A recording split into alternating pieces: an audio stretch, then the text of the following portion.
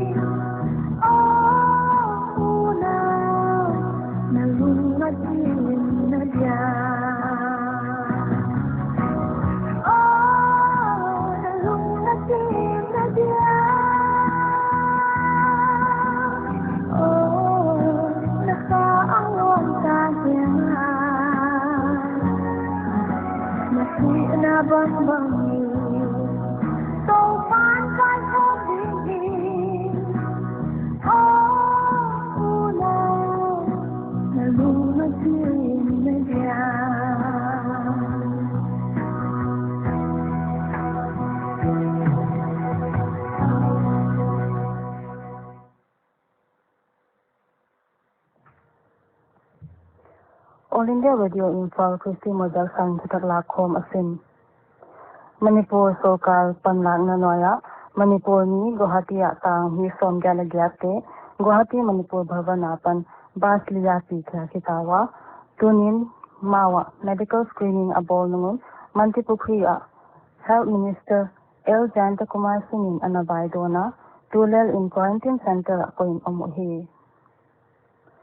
Palpi in Tulela Lockdown Pain Tukhani Liapan Kani Sum Extending in Tupu Ministry of Home Affairs in Tulela COVID-19 Dinmun and Koma Hay Tutan Nakila Ahiti Hay Humsunga Din in Ministry in Suidin Guideline Bola Green Red Le Orange Zone in Kenkadu Dewi All India Radio to the son to report Dungzoin Lena Rail Metro Le State Tikala Leila Makikom to Anabana School College Cinema Hall Mall Gym Le Sports Complex Te Honle Zat Kham Hia Nipi Tipon Khom Din Kham Nain Diagnamun Deling Kha Khilai Din Chi Alo Thailo Le Emergency Case Table Ministry Phalnala in Jinthe Din Utsi in Zong reporting Diende Assam Sokalin Agam Sungmi Muntuam Gam Tuama Tang Khate Pi Khak Nadinin Panlalel Hay Nasin Swadinin Nodal Officer Sepa Ni Noi Nga Lagvel Pau Ahidan Len Hi Chan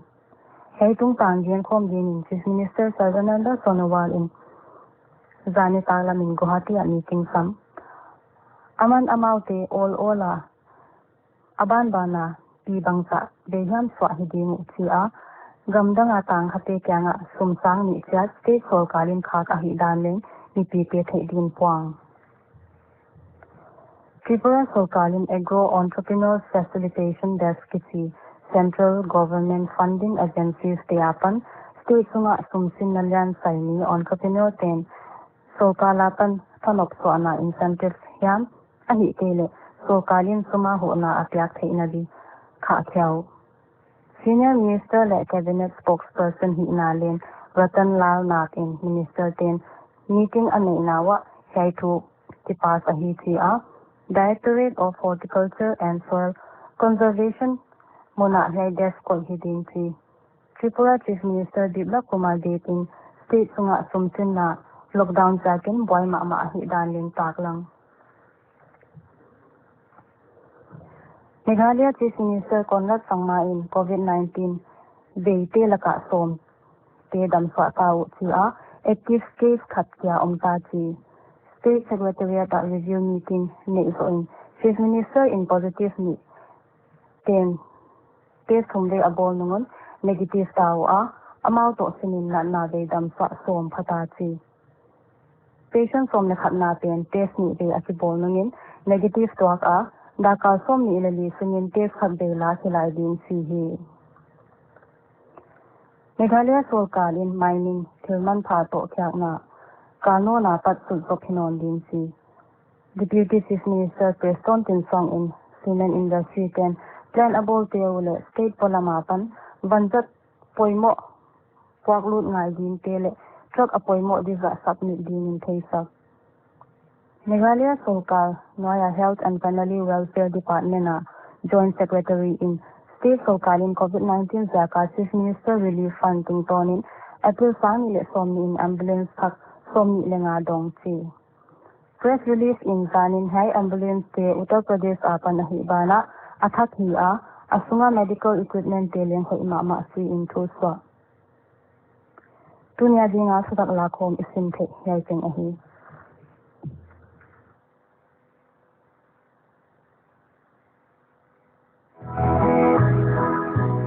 Upalamte COVID-19 apan kivending dan feeding ina omin ina ni hong kimu piken halo thilo hile meter khatin kiram laun na khut le mai awang kimin sabon to sil siang gi gen na khu ahi ke la athe chen na bana ahi ke le tissue paper ahi ke le romalin kidalin na go chen tissue paper pain la na dial neu so pa in ina ki hwan anle me anum lain nen la yimon ha na ding in thei tui bol tom donin ko ul pot pakin la nichi sa in tu di de in naram doi nagi ge in na kya nga omlo tanaw te lom te to ki hoin la akun le in kwan te pan ki na to video call in ki ho zerun nit al le khuk sin khe dingel sa a om le khol phatin na khoi khang na mun te pe ma disinfectant na dal na dam do in ha syang gi ge na dam the na enzelin khosi khu na khak san na ne nge le kin ta kin ki et kol na mun nai pen nai pa in la hon na hil bang bang u zuin hi lo ding te na khut sunga hi ke le mai hum lo in khu le ha thai ken khosik le khu mi te to ki nai ken na mit mai nak le khoi ken dam lo te kya nga om ken nang thuin dam doi na ken na ta naw le lom te to khut ki le nin le ki pom to ken ki che kap din dam doi na ho ken alo thei lo hi le phone tung to nin dongin ni pi om khom na a ho ken alo thei lo hi ke le ina pan pot ki ken tun abana Jenny sak kisik om lo si la ingai di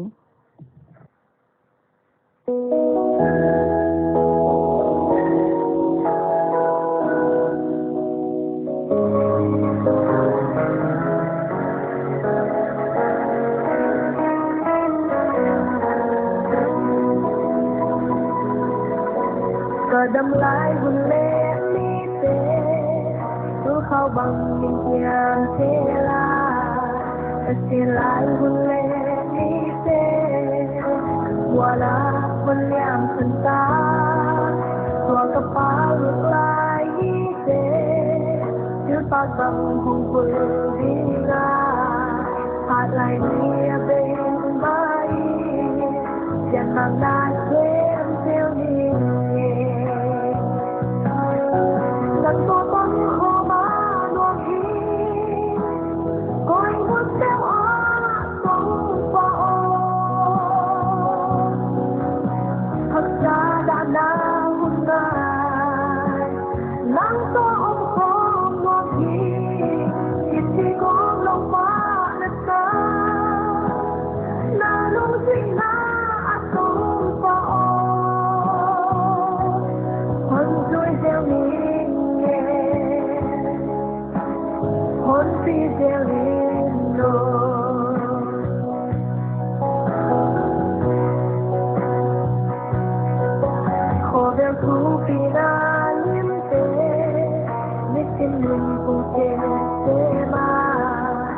Hội na em lom na te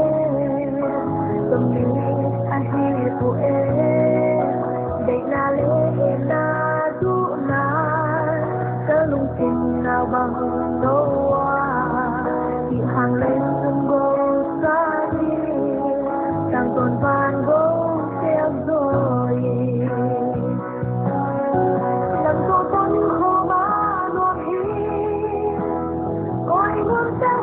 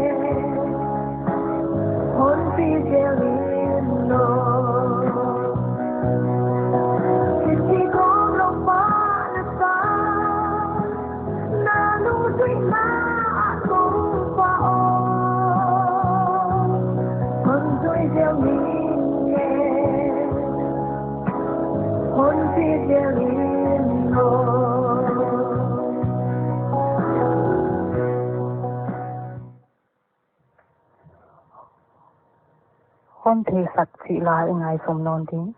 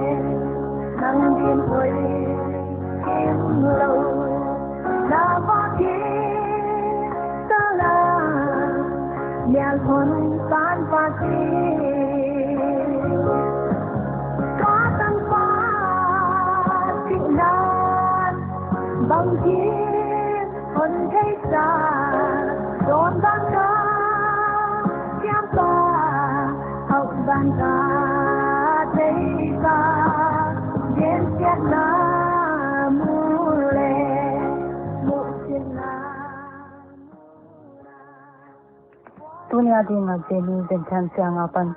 patnala inay itiyo ulayting ahita. All India Radio Imphal Vincent takla komsin nalo. Thon sang mong naigo ka pan patnalangat na inay mo. Tuni taglam. Dalilo ni som ni din tok pito ni ihino o data. Hunsiya pa ito program ngay ting ting omno amo mangpa.